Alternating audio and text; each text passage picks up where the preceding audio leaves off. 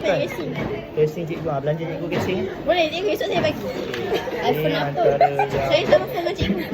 Nanti. tulisan yang sangat cantik lah. Bagi saya memang 13. Bagi saya tulisan dia sangat Sebab 13 je. tulisan dia sangat cantik kan. Nampak tak?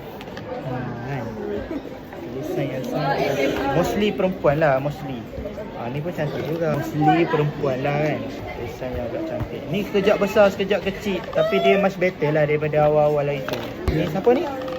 Aisyah. Batisha pun sama. Cuma tu lah, sikit-sikit padam, sikit-sikit padam. Bila sikit-sikit padam ni, dia jadi macam tak gemas. padam tu padam tak habis. Ni lelaki lah? Bukan, Fatia. Fatia nampak macam tulis dengan komputer. Tulisan Azra. Siapa? Mana? Kelas 11. Oh, kelas sebelah kan? Ni Akif Najwan. Akif Najwan ni antara lelaki yang bertulisan kemas tetapi macam berangkai sikit. Ni siapa ni?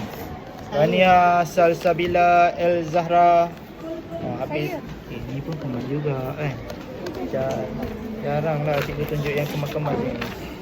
Tengok sebiji. Ni siapa ni?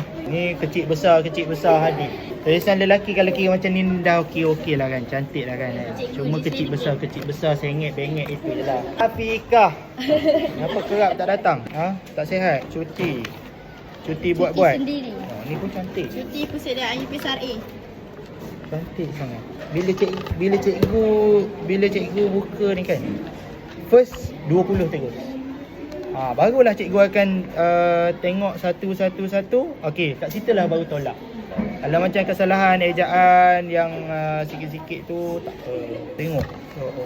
Macam bukan tulis guna printer, tulis guna typewriter, tahu? Typewriter dulu kan. Tulisan dia kan macam tu, typewriter. Tengok masalah. Next, Zahra Batris.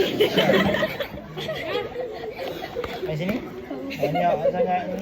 Tak siap, ada yang tak siap eh.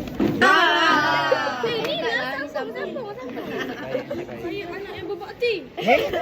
Ini formula. Bukan formula, format. Formula tu matematik. Okey, nak cikgu tunjuk. Zahra punya tulisan. SMR guys, yay. SMR apa?